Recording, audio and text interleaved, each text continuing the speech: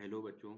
दीनदयाल उपाध्याय गोरखपुर विश्वविद्यालय गोरखपुर के सभी छात्र छात्राओं, मुख्य रूप से प्रथम वर्ष के छात्र छात्राओं को अपने एबीसी आईडी को समर्थ पोर्टल में लिंक करना जरूरी है, तभी उनका रिजल्ट जारी हो सकेगा। जो लोग सेकेंड ईयर में या थर्ड ईयर में हैं, वे लोग ऑलरेडी अपना एबीसी आईडी लिंक करा चुके हैं और ये कॉलेज के द्वारा हो चुका है। लेकिन जो प्रथम वर्ष के बच्चे हैं, जो अभी अभी फर्स्ट सेमेस्टर का एग्जाम दिए हैं, BA, BSc, BCom, MA, MSc, MCom या किसी भी कोर्स में, तो वे लोग खुद से समर्थ पोर्टल पर जाके इसको लिंक करेंगे। एबीसी आईडी लिंक करने का तरीका हम यहाँ पर बताएंगे। सबसे पहले गूगल में या किसी भी इंटरनेट ब्राउजर में जाएंगे, वहाँ पर टाइप करेंगे DDU गोरखपुर यूनिवर्सिटी। तो जो पहली वेबसाइट खुलेगी उस पर आप क्लिक करेंगे DDU.gu.ac.in पर। तो जब आप क्लिक करेंगे तो कुछ इस तरह से पेज खुलेगा। अगर आप मोबाइल में खोलते हैं तो, अगर आप लैपटॉप में खोलेंगे तो पूरा पेज खुल जाएगा। मोबाइल में थ्री डॉट पर क्लिक करेंगे। थ्री डॉट पर क्लिक करने के बाद लॉगिन एंड पोर्टल्स पर जाएंगे, और अगर लैपटॉप या डेस्कटॉप पे खोलेंगे तो डायरेक्ट लॉगिन एंड पोर्टल दिखता है, ऊपर बाएं साइड में, वहाँ पर क्लिक कर सकते हैं। तो लॉगिन एंड पोर्टल पर जब क्लिक करेंगे, उसके बाद इस समर्थ स्टूडेंट लॉगिन, इस ऑप्शन पर क्लिक करेंगे। इस पर क्लिक करने के बाद यह स्टूडेंट का पोर्टल खुल जाएगा। इस पोर्टल पर सबको अपना रजिस्ट्रेशन करना है। तो रजिस्ट्रेशन करने पर आपको यूजर नेम और पासवर्ड प्राप्त होगा। इसी के द्वारा आप लॉगिन करके अपनी सभी डिटेल भर सकते हैं, परीक्षा फॉर्म भर सकते हैं, एडमिट कार्ड डाउनलोड कर सकते हैं, रिजल्ट देख सकते हैं। इसके पहले आप लोग समर्थ पोर्टल पर अपना एक आईडी बनाए थे और पासवर्ड बनाए थे, ईमेल आईडी पासवर्ड से, लेकिन वह वेबसाइट इस टाइम नहीं है, दूसरी वेबसाइट है। अभी चूंकि नया नया लॉन्च हुआ है तो काफ़ी चीज़ें इसमें करेक्शन हो रहा है बार बार। हो सकता है 1-2 साल के बाद चीज़ें व्यवस्थित हो जाएं, तो आपको बार बार अलग अलग वेबसाइट पर यह नहीं करना पड़ेगा। तो इस पर सभी लोगों को अपना लॉगिन और यूजर नेम और पासवर्ड बनाना पड़ेगा। जो लोग बना चुके हैं वे डायरेक्ट यूजर नेम और पासवर्ड भर के लॉगिन करेंगे। यूजर नेम में इनरोलमेंट नंबर होगा और पासवर्ड जो भी आप कोई बनाए। लेकिन जो लोग नए अभी हैं, जो लोग नहीं बनाए हैं, अधिकतर लोग अभी बनाए नहीं हैं, तो वे लोग न्यू रजिस्ट्रेशन पर क्लिक करेंगे। जब न्यू रजिस्ट्रेशन पर क्लिक करेंगे तो एक पेज खुलेगा, जिसमें दिखाई देगा सिलेक्ट प्रोग्राम। तो सिलेक्ट प्रोग्राम के अंतर्गत जो भी यूजी की स्टूडेंट हैं, जैसे बीए, बीएससी, बीकॉम के, तो bachelor of arts, honours, HONS लिखा रहेगा आगे।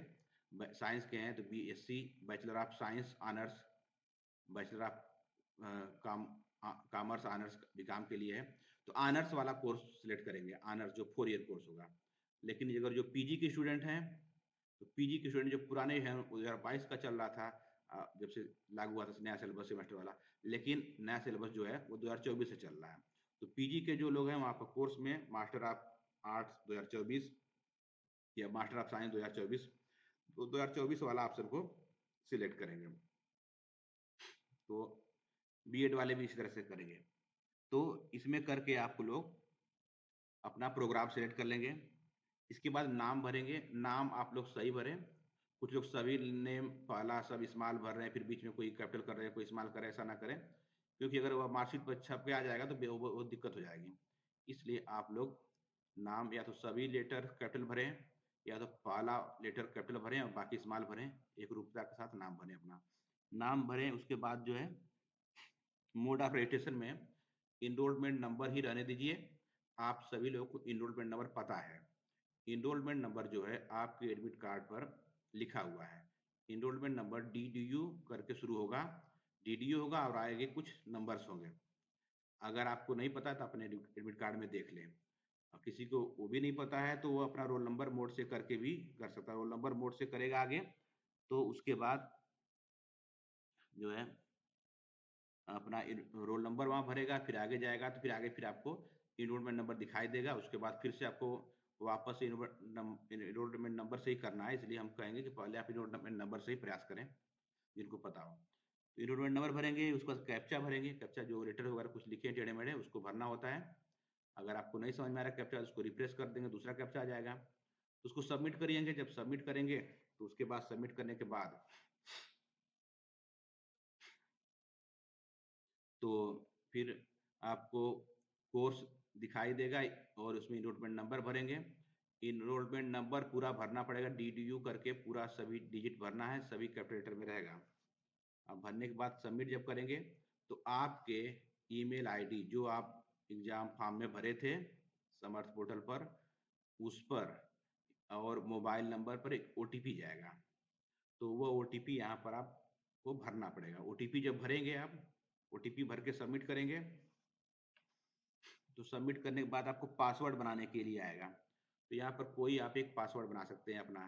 पासवर्ड में कुछ कैपिटल लेटर होंगे, कुछ स्मॉल लेटर होंगे, कुछ स्पेशल कैरेक्टर होंगे और कुछ जो है नंबर होंगे। जैसे किसी का नाम से मतलब नहीं, मान लीजिए मैं बताया था पिछले वीडियो में, जैसे कैपिटल आर भर दीजिए, AM राम @123, तो इस तरह से पासवर्ड बना सकते हैं। तो यह पासवर्ड नहीं बनाना आपको, कोई अलग पासवर्ड बनाइए जो कि आप जानते रहें, सब लोग ना जाने, और उसको नोट कर लें पासवर्ड को। और थोड़ा पासवर्ड थोड़ा स्ट्रांग हो, बहुत कठिन भी ना हो कि आप भूल ही जाएं, उसको नोट करके रखें। तो इसके बाद सबमिट कर दें। सबमिट करने के बाद तो आपका यह लॉगिन हो गया। लॉगिन हो जाने के बाद आपका कोर्स दिखाई देगा। कोर्स दिखाई देगा, जैसे यहाँ पर हमने एग्जांपल लिया है बैचलर ऑफ साइंस के स्टूडेंट का, BSc का, तो ये दिख रहा है कोर्स, ऊपर इनरोलमेंट नंबर दिख रहा है। यहाँ पर क्लिक करके हम इसमें ABC ID इसको ऐड कर सकते हैं। क्लिक करेंगे वहाँ पर, क्लिक करने के बाद आपका डिटेल दिखाई देगा, नाम दिखाई देगा, इनरोलमेंट नंबर, सेशन वगैरह सब दिखाई देगा। और यहाँ पर रेड कलर में लिखा है action required, click here to link create your ABC account.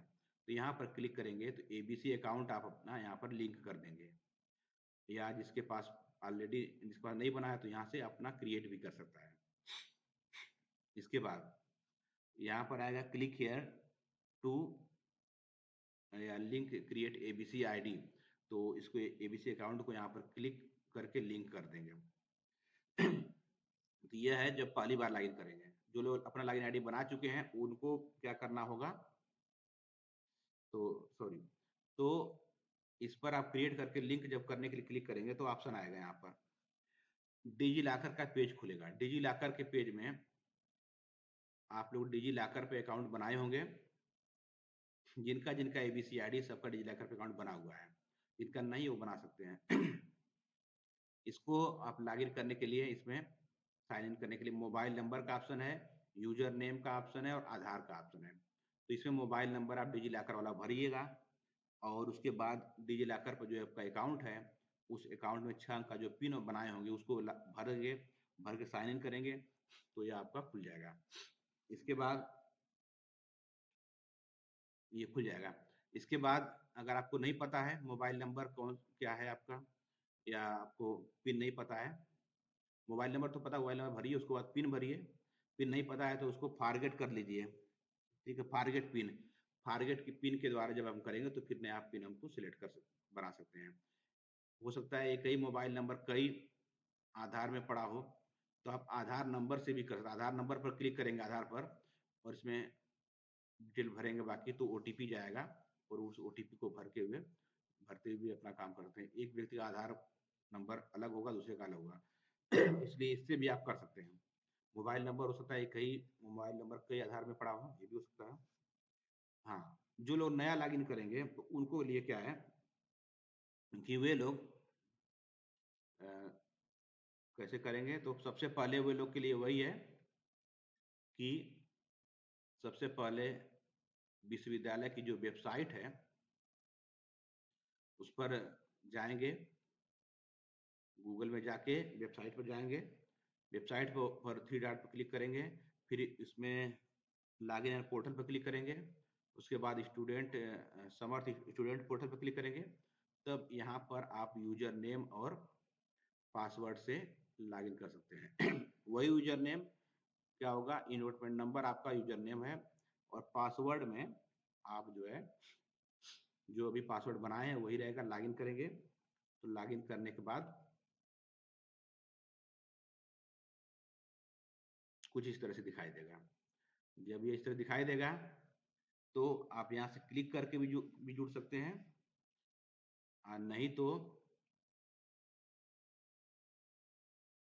तो आपका ऊपर प्रोफाइल में इनरोलमेंट नंबर लिखा हुआ है, उसके पास नीचे मेनू लिखा है, मेनू में जब क्लिक करेंगे आप तो वहाँ पर स्टूडेंट लिखा हुआ है, स्टूडेंट में क्लिक करेंगे तो सर्विस लिखा हुआ होगा, सर्विस में क्लिक करके आप यहाँ से एबीसी आईडी को लिंक कर सकते हैं। एक बार फिर से देख लीजिए।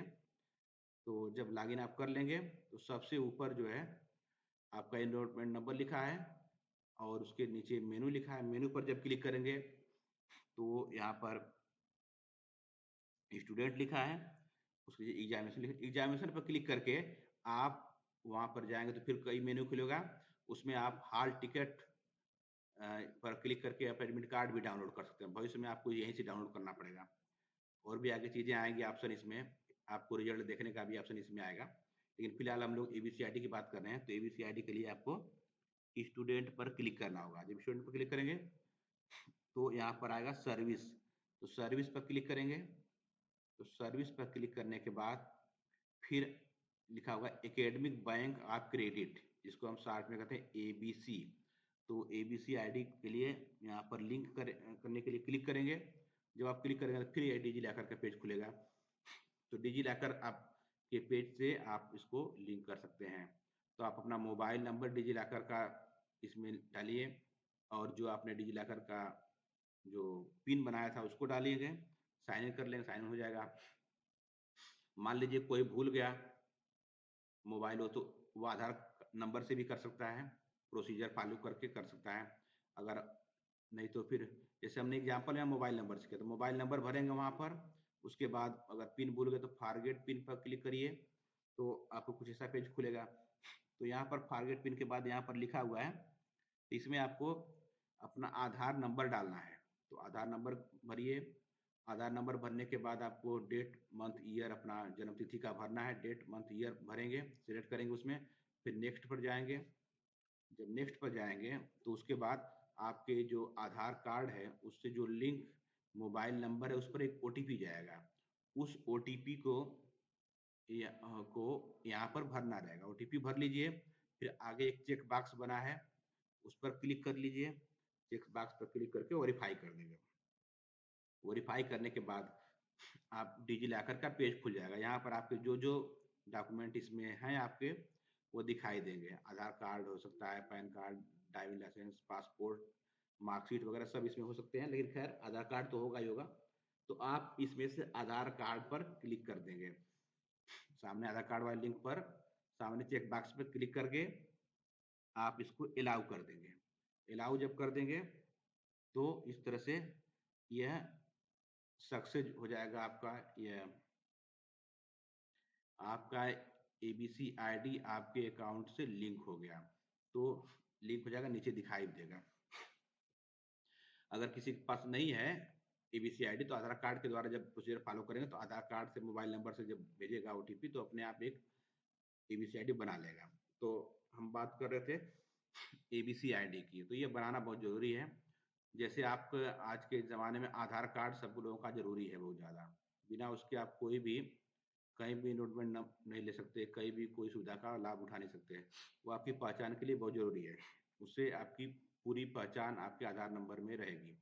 अगर आप कहीं से मोबाइल भी लेते हैं तो आधार कार्ड के द्वारा होते हैं, अकाउंट खुलवाते हैं तो आधार कार्ड के द्वारा, आपके पैसा निकालते हैं वो सब भी आधार कार्ड के द्वारा, सब चीज़ें आधार कार्ड से सरकार मॉनिटर करती है।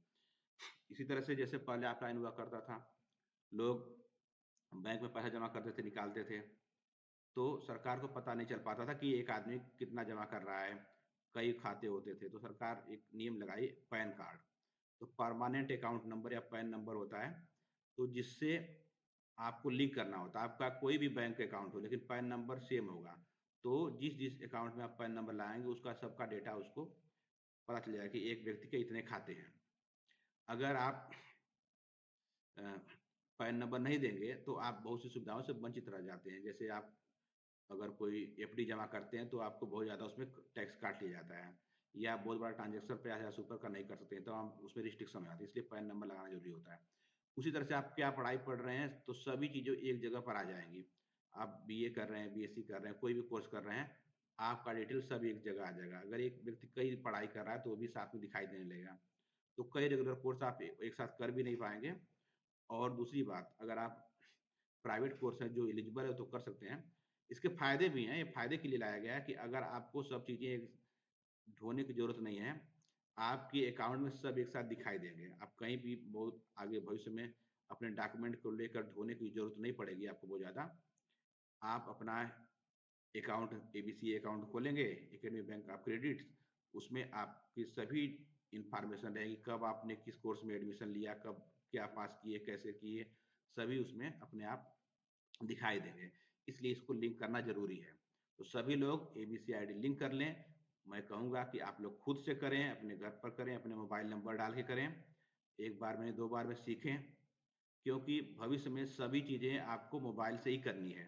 हो सकता है कुछ कोर्स अभी मोबाइल से लॉन्च करने वाला है सरकार, उसको भी कर दे, तो आप ये तो एक आवश्यकता कहिए, चाहे मजबूरी कहिए, आपको वो स्मार्टफ़ोन का उपयोग करना ज़रूरी ही हो गया है लगभग, रिचार्ज भी करना ज़रूरी हो गया है, तो यह तो करना पड़ेगा और खुद से करें, दुकान पर जाएँगे, 1 बार जाएँगे, 2 बार कितनी बार जाएँगे, आपको हमेशा इसका काम पड़ेगा। और जिनका कोई समस्या आ रही है, तो महाविद्यालय में संपर्क करके वहाँ से भी करा सकते हैं और बार-बार आप लोग फ़ोन ना करें। इस चैनल को आप लोग सब्सक्राइब कर लें। धन्यवाद।